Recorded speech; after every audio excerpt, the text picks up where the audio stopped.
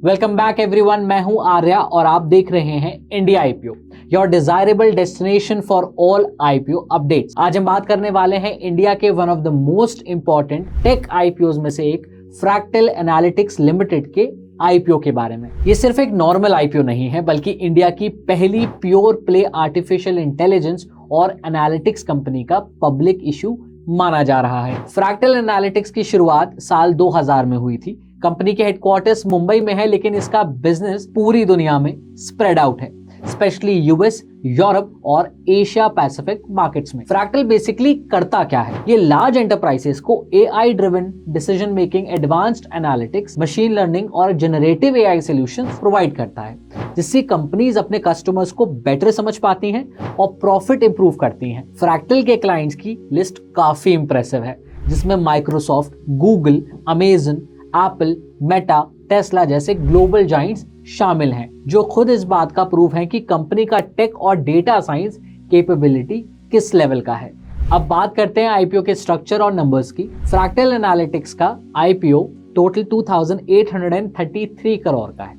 IPO का price band ₹857 से ₹900 पर शेयर रखा गया है और इसमें fresh issue plus offer for sale दोनों इंक्लूडेड है। फ्रेश इशू का साइज लगभग 1023.5 करोड़ है, जो काफी सालों से कंपनी में इन्वेस्टेड रहे हैं। इंपॉर्टेंट बात यह है कि कंपनी के प्रमोटर्स अपनी स्टेक सेल नहीं कर रहे, जो एक लॉन्ग टर्म कॉन्फिडेंस का एक पॉजिटिव सिग्नल माना जाता है। आईपीओ के टाइमलाइन की बात करें तो Fractal Analytics IPO date of subscription is scheduled for Monday February 9 and will close on Wednesday, February 11। अब अगर हम कंपनी के फाइनेंशियल परफॉर्मेंस को देखें तो यहीं पे स्टोरी इंटरेस्टिंग हो जाती है। फाइनेंशियल ईयर 25 में फ्रैक्टल एनालिटिक्स ने लगभग 2857 करोड़ का रेवेन्यू रिपोर्ट किया, जो पिछले साल के कंपैरिजन में अराउंड 25 to 26% ग्रोथ दिखाता है।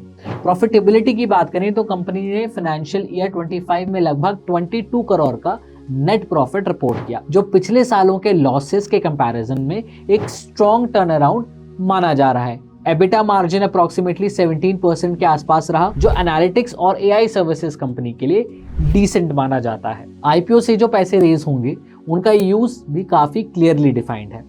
कंपनी का प्लान है एक हिस्सा डेट रिपेमेंट के लिए यूज किया जाएगा, स्पेशली यूएस सब्सिडरी के लोन्स को रीपे करने के लिए। इसके अलावा फंड्स का यूज न्यू ऑफिसेस सेटअप करने, इंडिया ऑपरेशंस एक्सपैंड करने और सबसे इंपॉर्टेंट एआई और generative AI research and development में हेवी इन्वेस्टमेंट के लिए होगा। फ्रैक्टल का फोकस अगले कुछ सालों में डोमेन स्पेसिफिक एआई प्लेटफॉर्म्स और इंडस्ट्री रेडी जेन एआई सॉल्यूशंस बनाने पर है, जिससे रेवेन्यू, स्केलेबिलिटी और मार्जिन्स दोनों इंप्रूव हो सकें।